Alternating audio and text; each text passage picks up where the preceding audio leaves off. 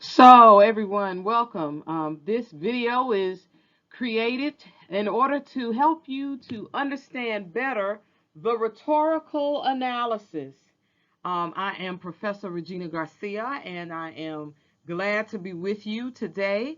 Um, the rhetorical analysis is the process of analyzing a piece of media. And so that piece of media can be a film, it can be an essay, a book, fiction or nonfiction. It can be virtually anything. You can even analyze poetry and art and commercials and different types of media.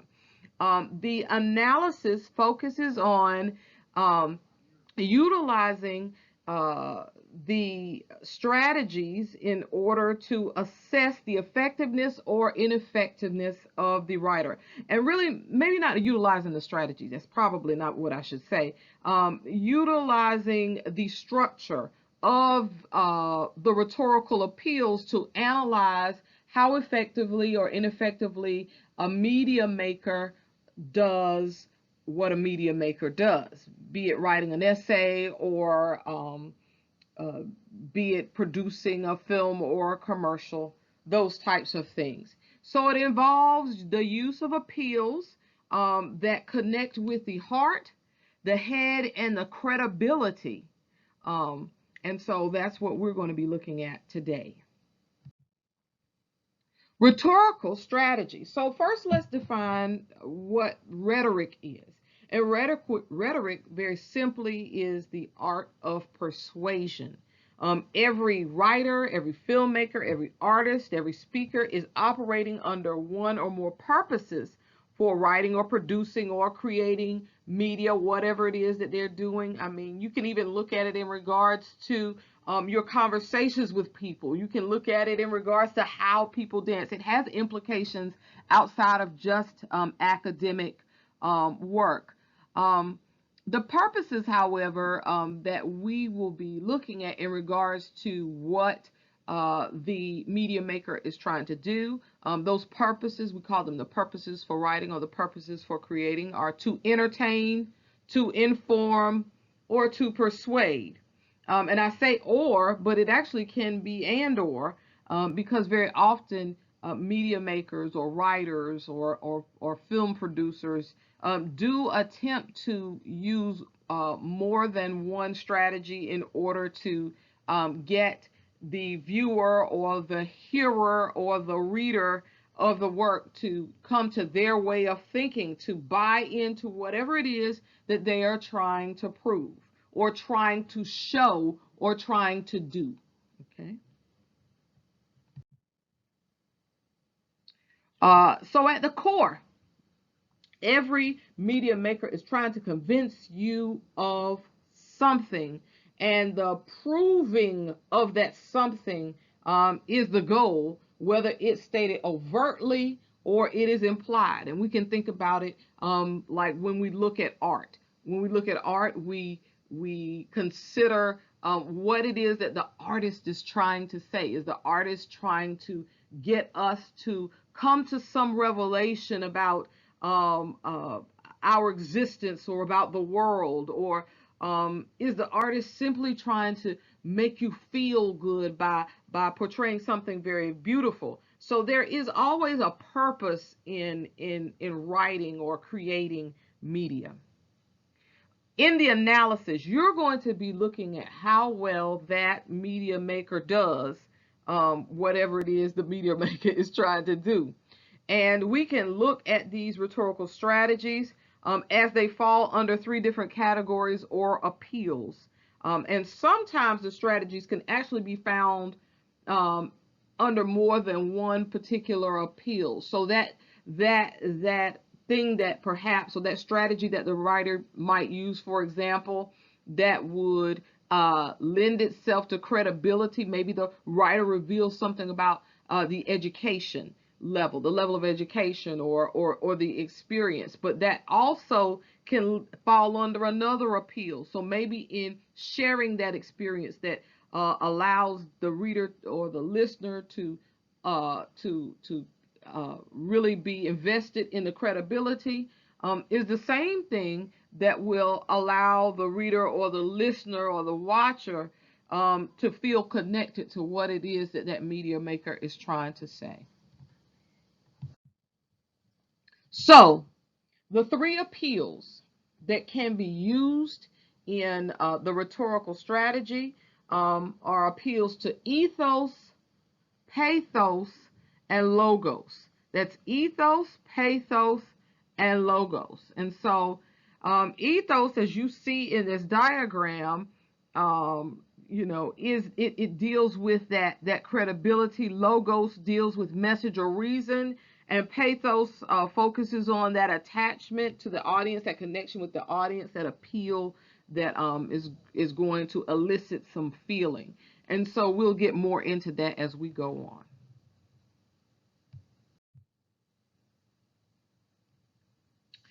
When you analyze whatever it is that you're going to be analyzing, writing, film, speech, art, etc., you must consider how effectively the strategies are used. Okay, so there are so many things that media makers do in order to get their viewers or their consumers to their way of thinking.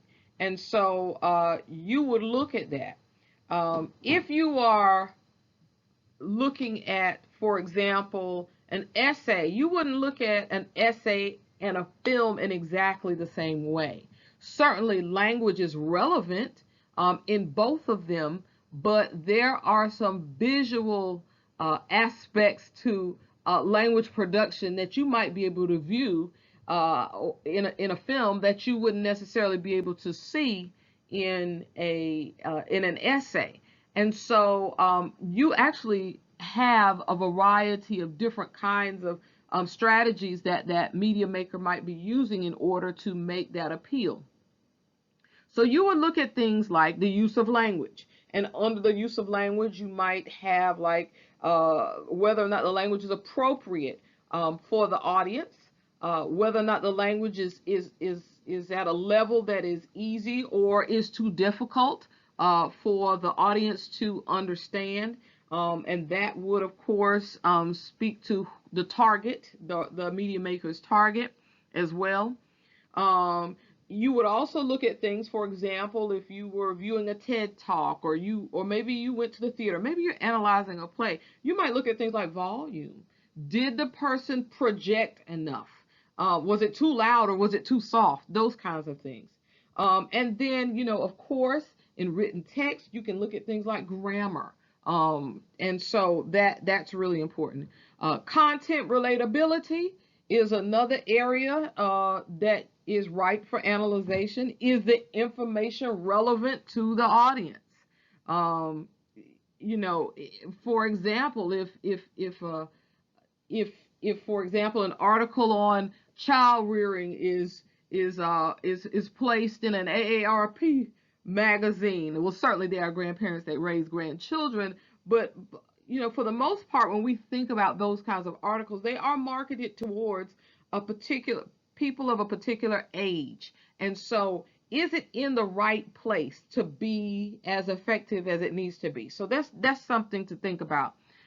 Is it presented in an interesting way? And very often we listen to things, or we listen to speeches or see films or whatever, and we say, well, it was good topic, but perhaps it was not um, uh, as effective because it was not interesting. Okay, so you've had the experience of starting to read a book and then putting the book down because it was just boring. Okay, and so content relatability is important. Believability, and we spoke to this a little bit as we looked at that last slide. The believability of the creators. Are they qualified to produce the information on the subject through their use of personal experience, or through their level of education, or through their work in the field? And sometimes people do produce media, and they may not have gone to school and gotten the formal educational background on a particular issue. but they can talk about it because perhaps it is something that they have experienced. And so, or maybe it's something that they've researched on their own, or gotten through some work experience. And so that is the kind of thing you look for when you consider the believability of the creators. And then, of course, the use of facts and statistics. Do the media makers use sound reason? Do they provide enough proof through like the use of research, societal examples and facts, or qualitative statistics? Okay. So let's say you've already seen, you've heard the media, you've read the media, whatever it is you are choosing to analyze. What are your next steps? What do you do beyond making sure that you've annotated and you know exactly what it is that the media maker is trying to get across? Then what you should do is make what I call a double list. Identify what the media maker does effectively, and identify what the media maker does not do as effectively or is ineffective in doing. And then identify the category in which the information falls. So you may recognize, for example, that a media maker has uh, uh, revealed their personal experience in a particular area, and you are impressed by that, and you say, I know that this person knows what they're talking about because this person has had this experience. Then on your list, on the side that says effective, you would likely put uh, personal experience, and then put a dash and put ethos, because that personal experience lends itself to the ethos. And then even underneath that, you might want to talk about specifically what it is that person says. And this is what you do in the pre-writing phase of your analysis. You identify what's effective and ineffective, and then find the examples that support what it is that you are trying to say, supports the effectiveness or supports the ineffectiveness. And then you decide, does that lend itself to supporting ethos appeal, or does that lend itself to supporting pathos appeal or logos appeal? And certainly we can see that there are sometimes pieces of information that fall under more than one category, and that's okay. You can talk about that as well. In this, I'm using the danger of a single story. If this is a film that or a TED talk that we use often in my freshman English classes. And we look at this TED talk given by Chimamanda Adichie. And so I'm using this as an example for for you to kind of see what I'm talking about as I talk about ethos. So, ethos is the information that relates to the media maker's credibility and believability. Is the media maker qualified, educated? Does the media maker have the experience to create media surrounding the subject? So, in the danger of a single story, Adichie is established as a credible speaker, in that professionally she is a storyteller herself. Additionally, she establishes herself as being on the receiving end and the giving, as being the receiver and the giver of stories that have traditionally only had one perspective.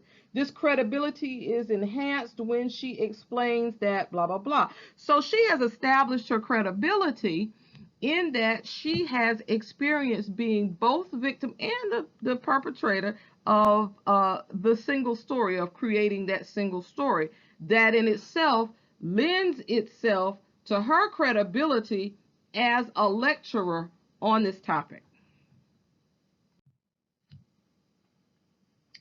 Pathos is the next appeal I want to talk about.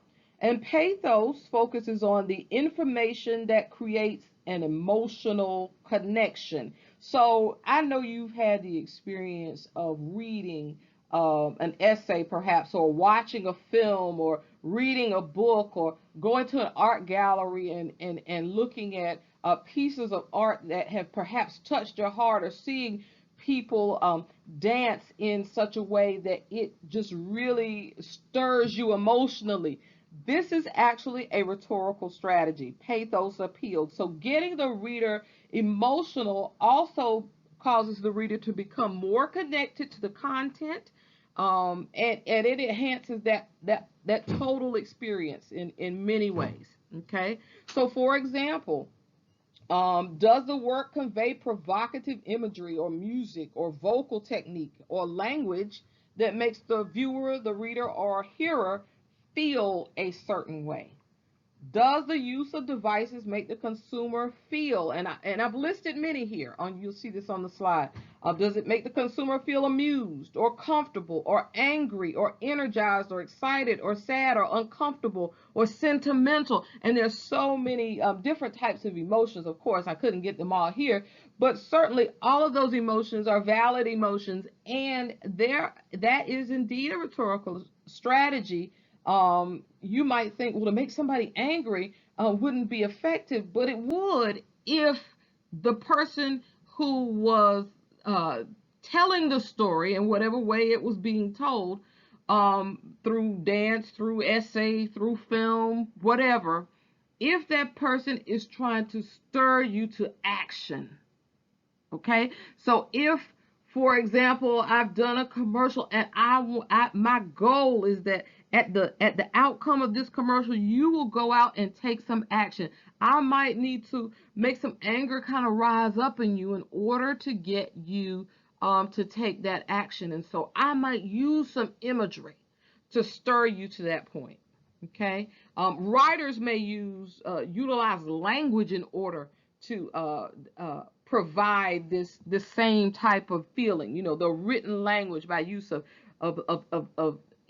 imagery, uh, high description, you know, or provocative scenarios.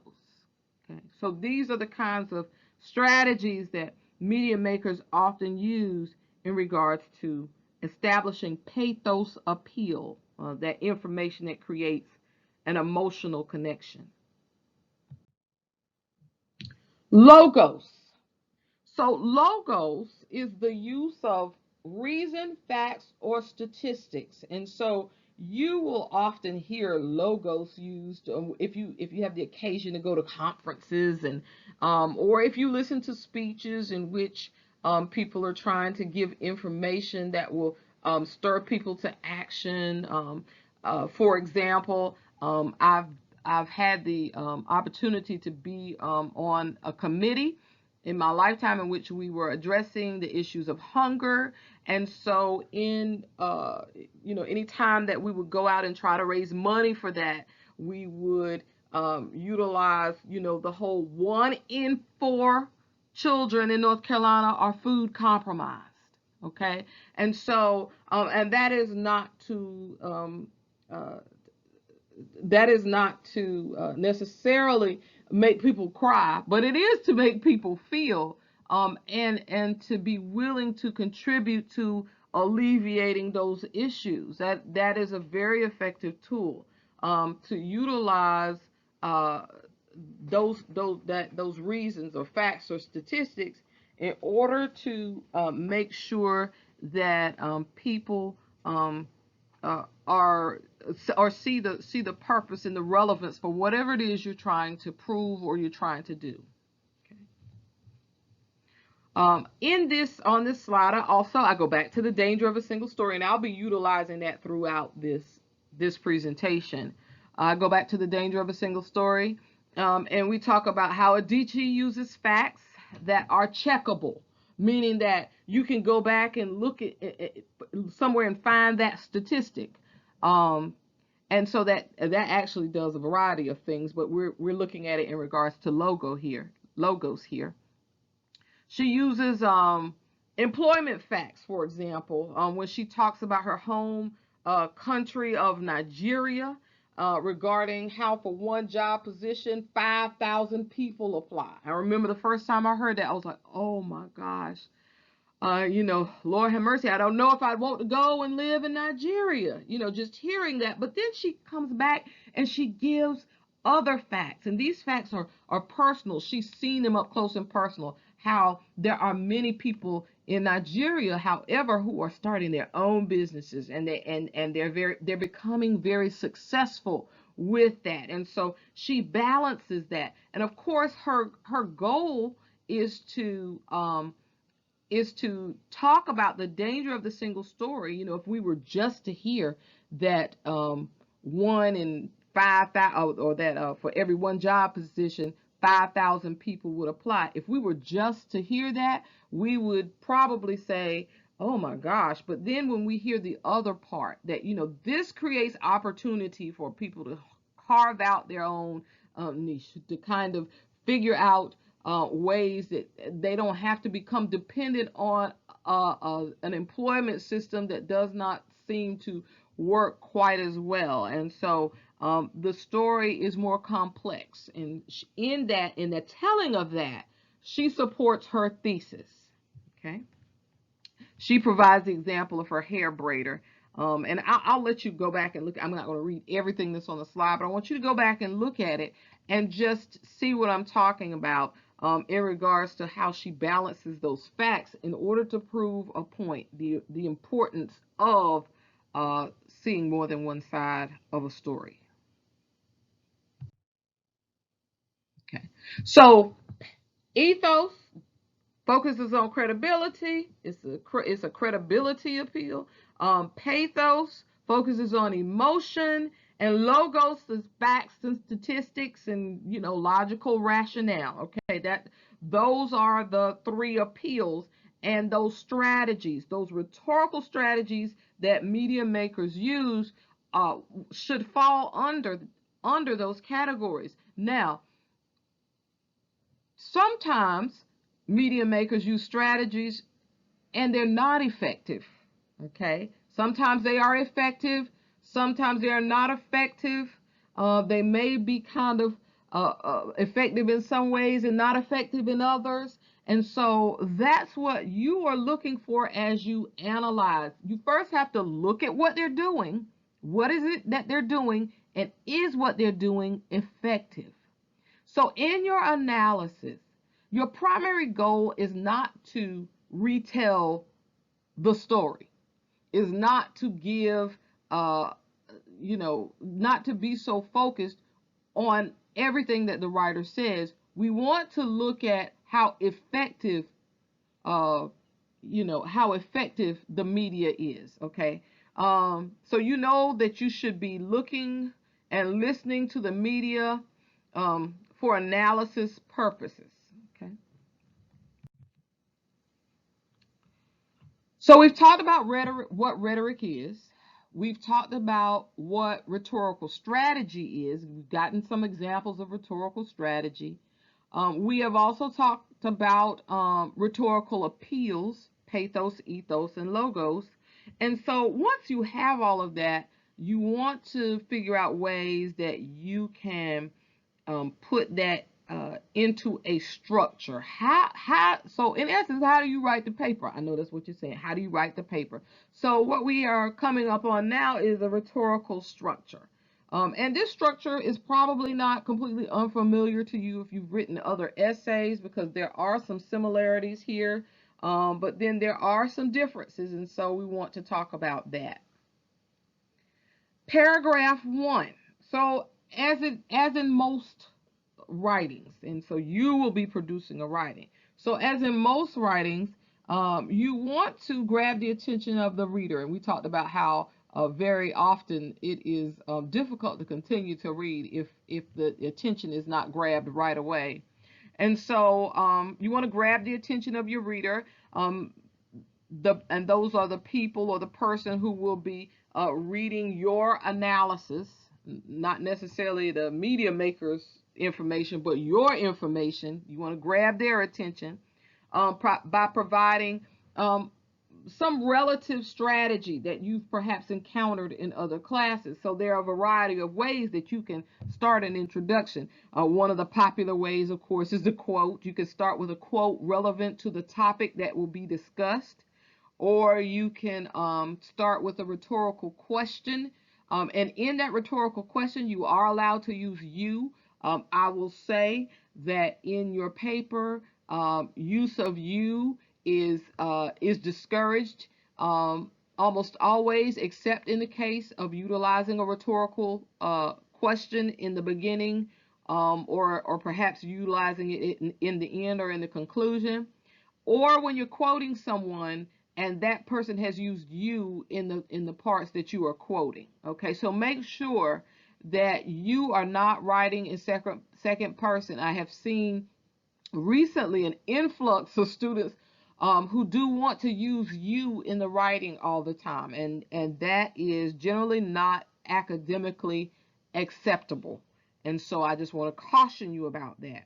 That being said, the example that I'm going to give you will actually be using you. Okay, so you want to grab the attention of the reader by providing a relevant introductory strategy. And so I have again, we're continuing with the danger of a single story. Have you ever been the victim of a misconception or incomplete story? So that's how I've opened this. If I were writing an intro for the danger of a single story, this is a strategy that I'm going to use. I could have used one of the other ones. It doesn't matter, but for example purposes, I am using that one. And then after that, I'm going to have a sentence or two that connects me with the upcoming information. And so, have you ever been the victim of a misconception or an incomplete story? And then I say, many people can attest to having experienced this.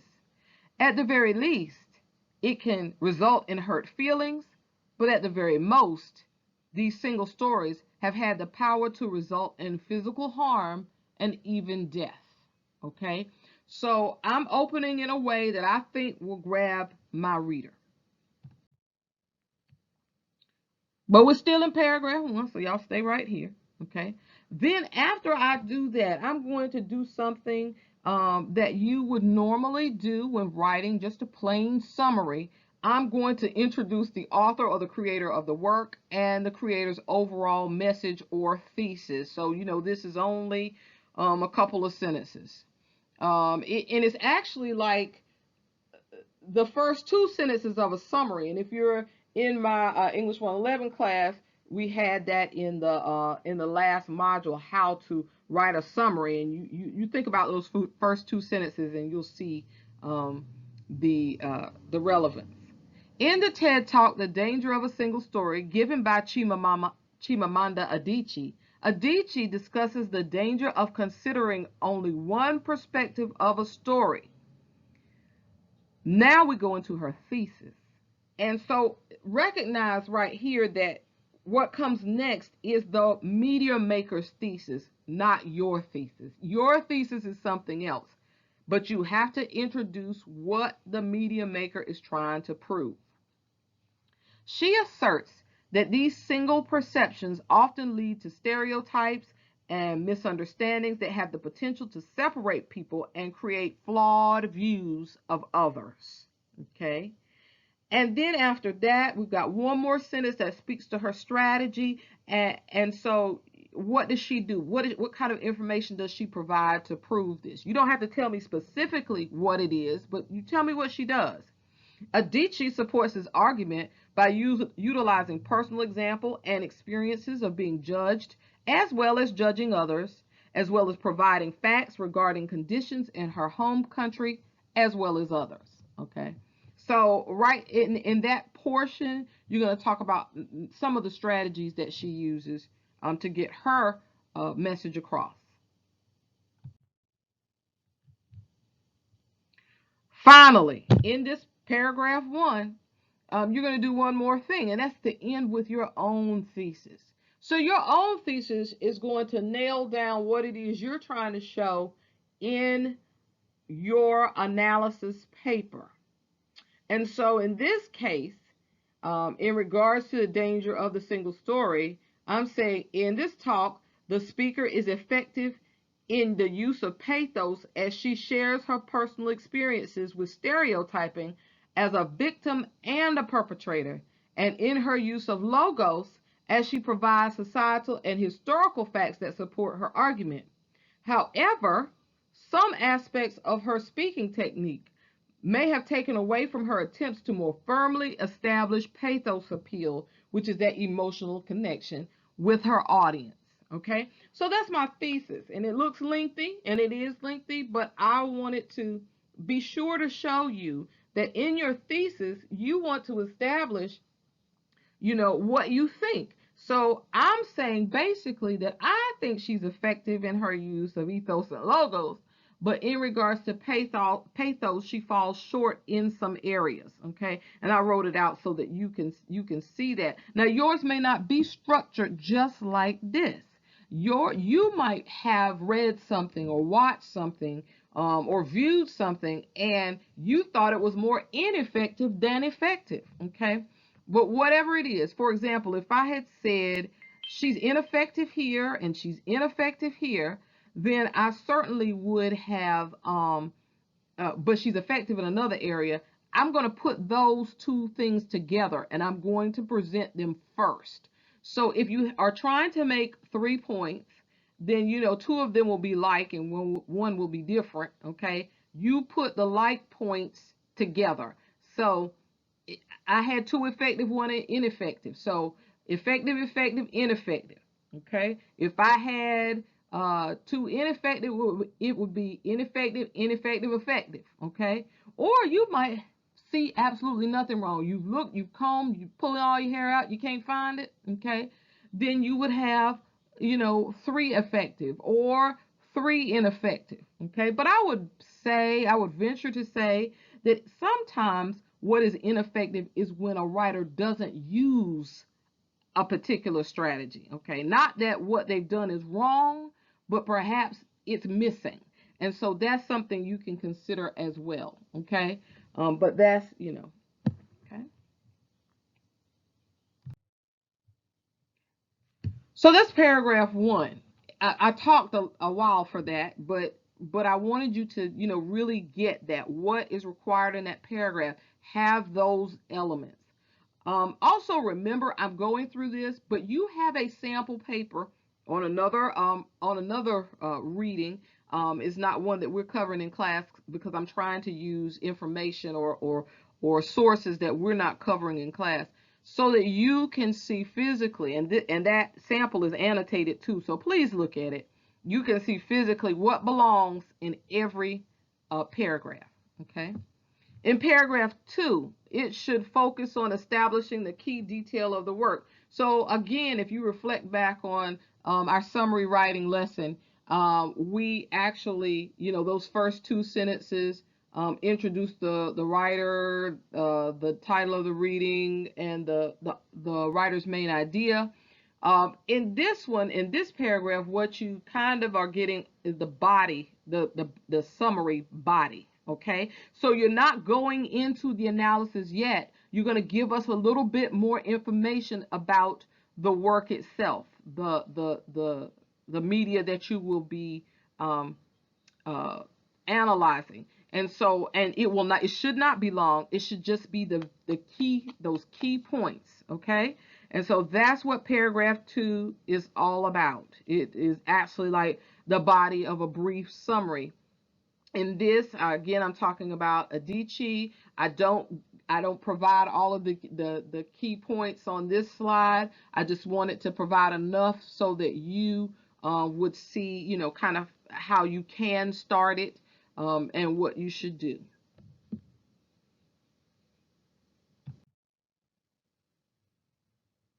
Paragraph 3 is the first point of your thesis. So actually, paragraph 3 is the first body paragraph. Remember that. Paragraph 3 is the first body paragraph. So what is that based on? Well, it's based on the first point of your thesis. And so you'll see on this slide, I have highlighted in yellow the first point presented in the thesis, okay? And I just have it here so we can look at it because it was back on an earlier slide. And I've highlighted it to show you what the topic sentence should be formatted after in that first body paragraph. The first point in the thesis, of course, is the speaker is effective in the use of ethos as she shares her personal experiences with stereotyping as a victim and a perpetrator. And then, so my topic sentence that I formulated based on that part of the thesis is one effective strategy Adichie uses is the sharing of personal experiences to create ethos appeal. Okay? And so that correlates with what I've said in that part of the thesis.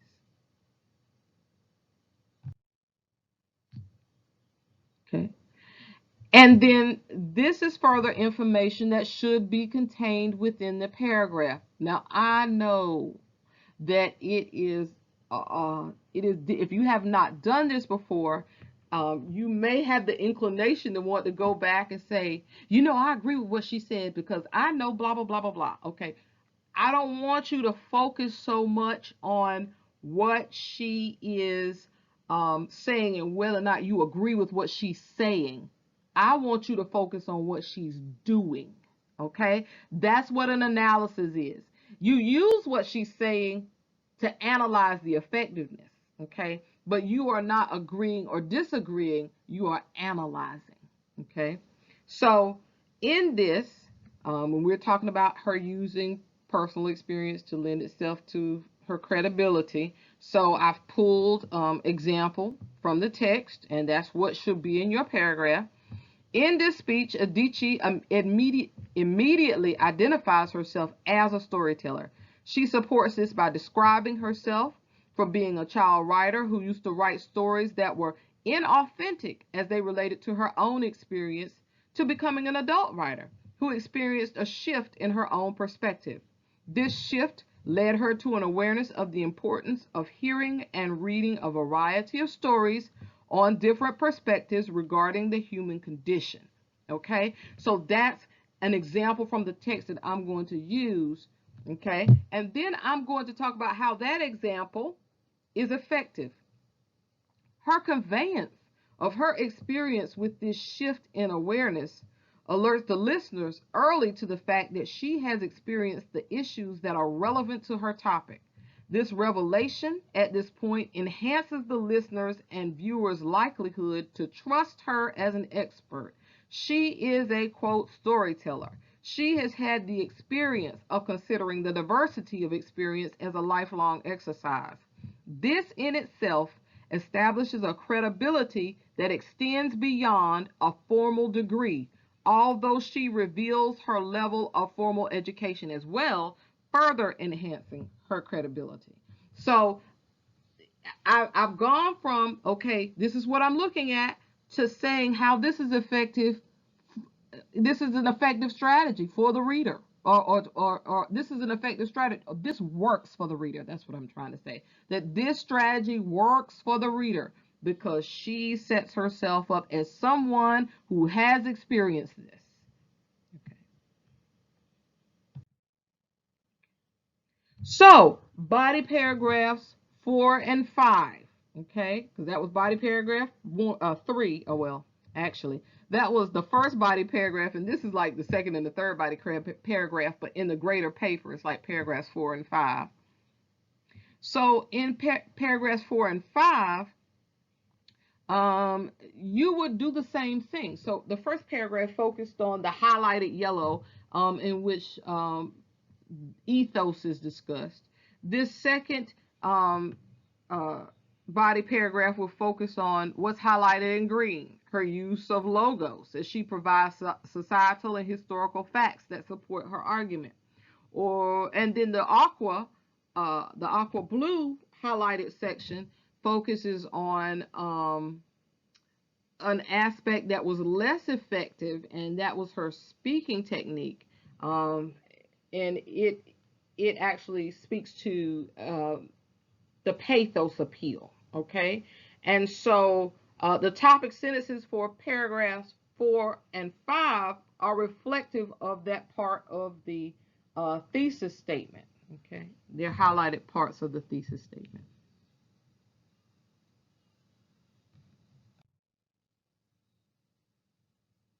And then finally, paragraph 6 is the conclusion. And so in the conclusion paragraph, you're going to provide an overall assessment of the creator's effectiveness in regards to consumer appeal. So overall, Adichie does an effective job with getting her key points across regarding the importance of having multiple perspectives of a story. She effectively utilizes a variety of rhetorical strategies to capture her audience trust and solidly prove her point. However, the monotone level of her voice could have conveyed a lack of energy or interest in her own subject. So in the bold, you shouldn't necessarily have the bold in your paragraph. But I'm just kind of showing you what I'm doing in the conclusion. And I'm going to consider how it could have been improved. This issue could perhaps be alleviated with some adjustments in technology, which would allow for projection, blah, blah, blah, blah, blah, whatever it is I would have said. And then lastly, I'm going to consider who would benefit from experiencing this media. This subject is relevant not only to professional writers, but to the general public in regards to the importance of not creating judgments, prejudices, and stereotypes based on a singular experience or account. Okay, so just some things to remember, just overall. In your writing, outside of the use of the rhetorical question as an introductory strategy, do not utilize second person. And I know we talked about that, no use of you, your, yourself, okay, outside of the rhetorical strategy or if the writer has used it and you've quoted it, okay? This should be written in third person, expository, and objective. That's what third person is: he, she, it, they. Okay, the writer's name. Okay, so that kind of thing. Okay. Also, let me just say about the writer's name: if as you refer to the writer or the filmmakers or whoever, if it is a person, utilize their last name. Do not utilize their first name. I like to say, that person's not your cousin. Use the last name. Okay. Also use appropriate transitions from paragraph to paragraph. One effective strategy is blah, blah, blah. That might be your first body paragraph. Another effective strategy, blah, blah, blah. If you're going to transition to something that's opposite from what you talked about before, let's say it's ineffective or less effective, you're going to start it with a transition that highlights a contrast. So you would say, however, the filmmaker is less effective in blah, blah, blah. Okay, that kind of thing. Okay. Remember, and this sounds, I know I'm not trying, I know you're not in kindergarten, but please indent the first sentence of every paragraph. Please proofread and utilize tutorial services if you are in a struggle. This also means do not wait until the last minute. Be sure that you have used MLA format. Make sure that you have your works cited page. In this rhetorical analysis, you will only have one entry, the work that you are analyzing. And a URL by itself is not an appropriate entry. And so I've provided some examples for you. So I would like for you to make sure that you've done that correctly. Also, the works cited page is after your last page. So even if your last page of your paper begins in the middle of the paper, go to the next page and do works cited, set up that works cited page. And I'm going to say it again. I know I said it before. Please proofread. Okay. Grammar counts. Okay. Okay. See, I have works cited too. All right, you all. I've kept you a while. Okay, and so I just want you to make sure that you go back through this if you need to. And that's it. All right. You take care. Happy writing.